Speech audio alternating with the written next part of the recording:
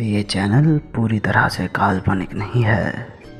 सूरज डूबने के बाद हर एक काली रात हमें आत्माओं की दुनिया से जोड़ते हैं। कृपया अपनी खिड़की और दरवाजे बंद कर ले, क्योंकि दस्तक अब किसी और दुनिया से भी आ सकता है। इस चैनल का कार्यक्रम किसी पैरानॉर्मल एक्टिविटी पर दावा तो नहीं करता, पर एक चीज़ के ऊपर दावा ज़रूर करता है, डर।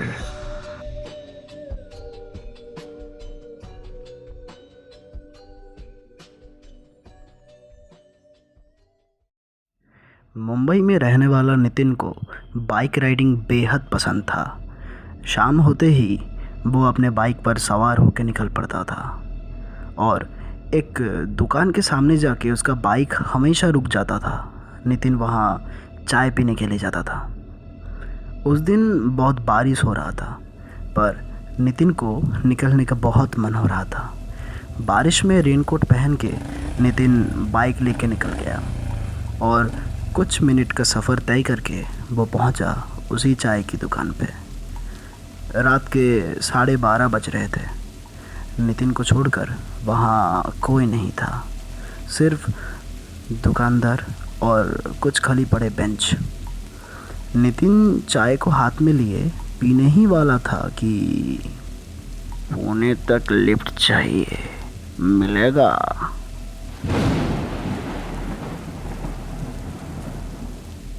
नितिन ने पीछे मुड़ के देखा तो एक बूढ़ा आदमी बेंच पर बैठे बैठे चाय पी रहा था और एक नज़र से नितिन को घूर रहा था।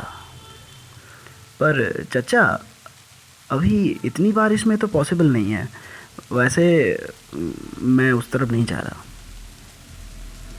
ये सुनकर उस बूढ़े आदमी ने चाय की कप रखा और बिना कुछ बोले ही वहाँ से चला गया। नितिन को लगा कि शायद ये कोई पागल होगा, पर अब दुकानदार एक अजीब नज़रों से नितिन को घूरे जा रहा था। क्या हुआ भैया, ऐसे ऐसे क्यों देख रहे हो? आप किससे बात कर रहे थे? था कोई पागल बूढ़ा, वो पुणे की तरफ लिफ्ट मांग रहा था। इतनी बारिश में कौन जाएगा? क्या? पर वहाँ तो कोई नहीं था। क्या अनाप शनाप बक रहे हो? चाय पिया भी उसने, वो दे। नितिन ने जब देखा तो वहाँ चाय का कप था ही नहीं और वो बूढ़ा भी न जाने इस बारिश में कहाँ गायब हो गया।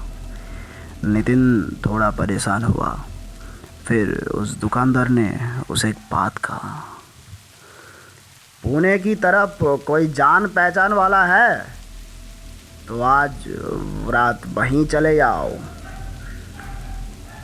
किसी और दिशा में भूल के भी नहीं जाना। क्या पागल हो? मैं अभी घर जाऊंगा और वैसे भी मुझे पुणे ही जाना होता तो मैं उस बूढ़े आदमी को लिफ्ट ही दे देता। नितिन ने पेमेंट किया और झट से अपने बाइक पर सवार होकर निकल गया। पर थोड़ी देर जाते ही, पुणे तक लिफ्ट चाहिए, मिलेगा? अरे ये कहाँ से आ गया? छोड़ो, गाड़ी रोक के कोई फ़ायदा है नहीं, चलो। पर फिर से थोड़ी दूर जाने के बाद, पुणे तक लिफ्ट चाहिए, मिलेगा? हर एक कदम पर उसे वो बूढ़ा आदमी दिख रहा था। नितिन डर के मारे पसीने से भीग रहा था और अचानक उसके गाड़ी का स्टार्ट बंद हो गया। ये गाड़ी को अभी बंद होना था। एक सुनसान रास्ता और रास्ते के दोनों तरफ जंगल, ऊपर से ये बारिश समय को भी खौफनाक बना रहा था। और तभी पुणे की तरफ लिफ्ट चाहिए, मिलेगा? नितिन ने देखा कि इस गहरे अंधेरे में एक सफ़ेद चेहरा और जलती हुई उसकी आंखें धीरे धीरे नितिन की तरफ बढ़ता हुआ। देखो, मेरे पास मत आओ। देखो, मेरे मेरे बिल्कुल भी पास मत आना। हाँ?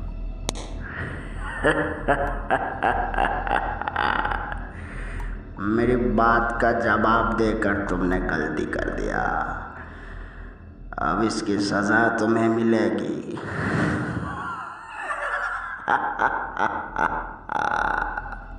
नहीं, मेरे पास बिल्कुल मत आना प्लीज़। मुझे जाने दो प्लीज़, गलती हो गया प्लीज़।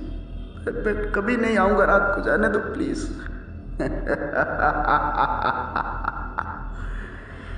इस सड़क पे गलतियों की कोई माफ़ी नहीं दी जाती। हर एक गलती का हिसाब होता है।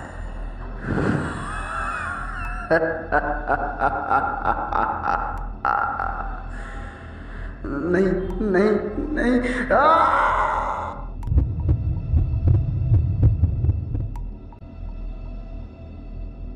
अगले दिन सुबह पुलिस को नितिन का लाश पुणे जाने वाली सड़क के बीचों बीच मिला। आज तक किसी को नहीं पता था कि नितिन का मौत कैसे हुआ। तब से उस चाय की दुकान भी वहाँ पर नहीं दिखा गया। आज लोग कहते हैं कि उस बूढ़े आदमी के दूसरा नाम था मौत, और वो दुकानदार उस मौत का पहरेदार।